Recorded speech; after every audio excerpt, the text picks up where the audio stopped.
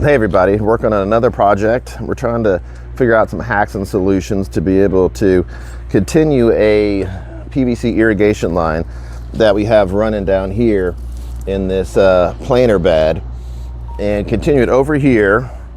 Probably, I'm gonna guess that it's somewhere below these pavers, and then we want to see if we can get a stub to pop up here to tie into an irrigation line for some shrubs that we put in there. So we're going to be playing with some hammer drills, some chisels, brick hammers, and getting into a lot of noodling and hacks and trying to figure this out. So let's go take a look at the table and look at the equipment that we're going to use today for this. All right. So we currently have a PVC irrigation line that is in the planter box. And then right around here is where you saw we have the walkway, and adjacent to the walkway is where we want to put in a second planter box. And so we need to run this irrigation line underneath the existing pavers and have it stub up probably around here, and from there we can then run irrigation lines to each of the individual plants. So let's go take a look at the tools that we're going to use for this. So one of the tools that we're going to be using today is a hammer drill, and I think a hammer drill is kind of like a baby jackhammer. This is a Bosch RH 540M, and from my understanding, Robert Bosch was the inventor of the what we now know as the SDS type of bits that are used with hammer drills.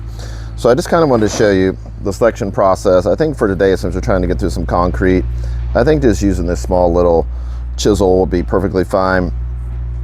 From experience, I've learned it's really nice to have all the splines on this shaft super clean, because they pick up inevitably a fair amount of dirt and junk throughout the process.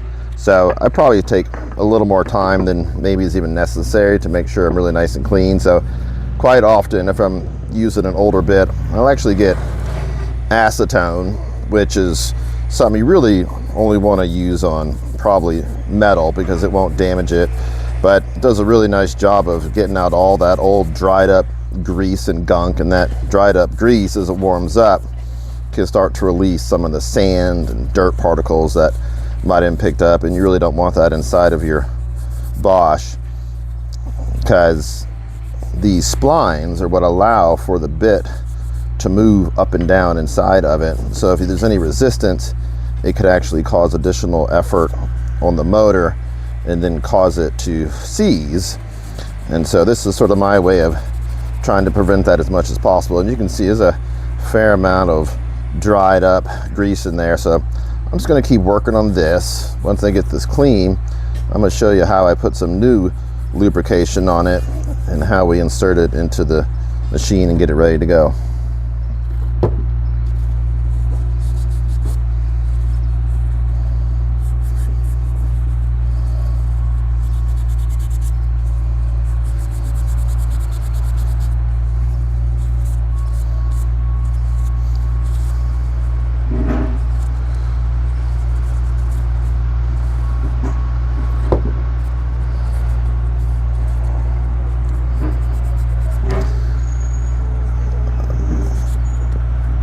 All right, so acetone dries pretty quickly. So just that fast, we're probably ready to go and apply some of the grease. The grease that we're going to use is the actual Boss SDS shank grease. And I try to put it on initially pretty liberally. So I really want it to get into each of the grooves and the splines. And I try to kind of get my fingernail in there a little bit and really get it into those splines. And then once I've got the splines pretty full, I then kind of just use my finger to get a little bit on the outside, but I also don't want it to be too much. So I usually just sort of try to wipe off what I can with my finger, and then just to wipe that off on a paper towel. And as far as inserting it, it's really simple. you're just going to pull the collar down. If you have any, like I can see in this instance, there's a little bit of dirt and gravel. Just really want to make sure none of that gets inside the machine, because I actually have taken the machines apart to repair them and learned that it's best to not get any dirt in there in the first place, so you don't ever have to take it apart. And there you go, it's fully inserted, and it should be able to do that without pulling out, because that's actually what it's going to be doing while you're running it. And that's why that grease is so important, because it's just sliding up and down on those splines. And if there were too much grease in there and it's seized, then instead of moving the way it should, then all that pressure and force gets exerted back into the machine and can cause motor failure.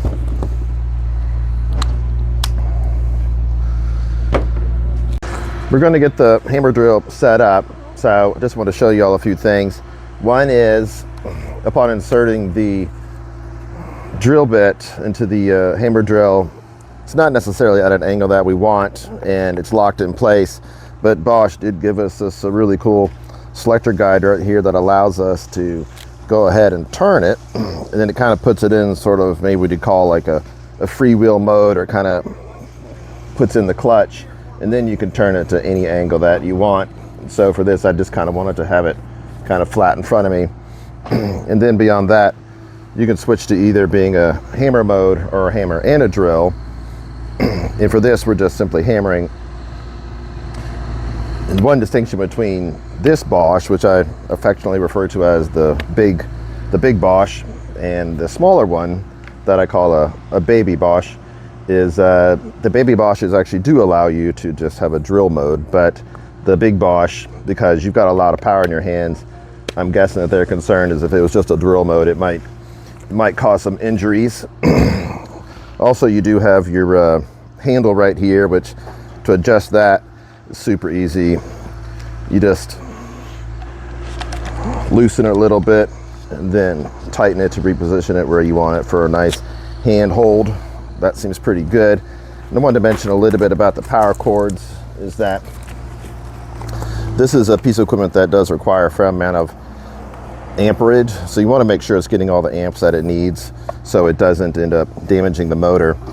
And so that's why for running this kind of equipment, I'd recommend using a 12 gauge electrical cable. And then what I do is a little trick where I just sort of tie them together like this, just so if they start to pull apart, they actually kind of tie themselves tighter. Then from there, we can begin doing a little hammer drilling in this area, because I do believe this is approximately the location where the PVC irrigation stub should be located. Or if it's not, then we're gonna have to go back and continue pulling some of these pavers. So let's check it out.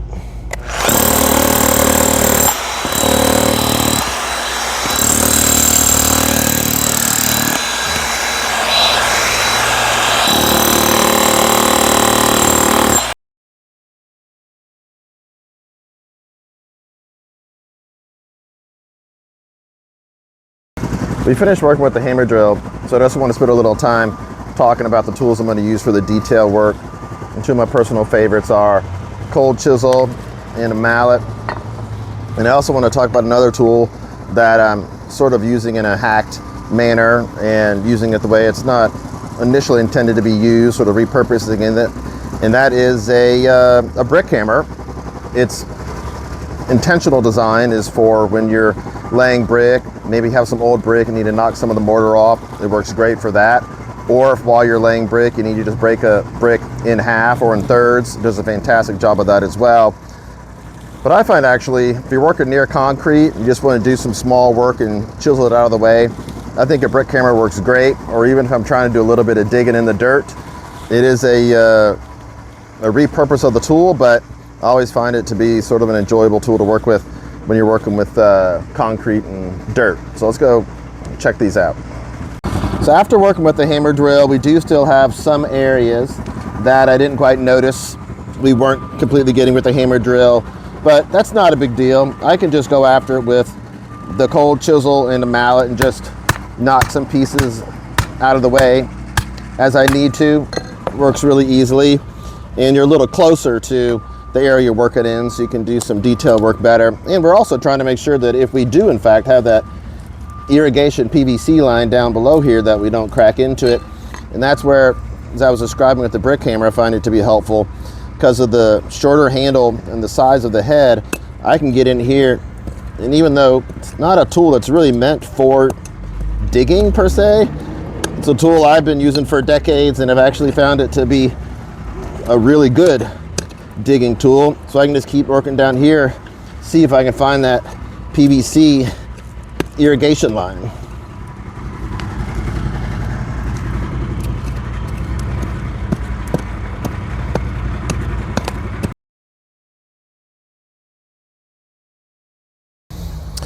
Unfortunately, we were not able to find the PVC irrigation line right here, so I'm just assuming that means that it was not fully run from the lamp post underneath the paver to this location. So we're just going to begin the process of pulling up some of these pavers, and just wanted to spend a moment talking about this tool, which is a fantastic tool to have in your arsenal, and it is sometimes known as a wrecking bar, crowbar, or a pry bar.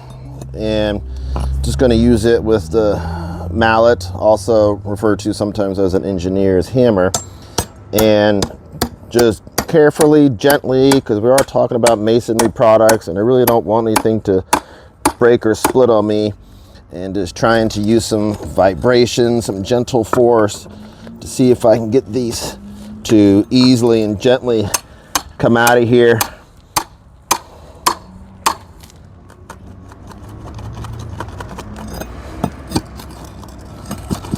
I find that using a sort of a vibration technique seems to work really well with almost anything construction related when you're trying to remove it, whether it be an old piece of trim or vibrating a nail out of a piece of wood or getting concrete to release.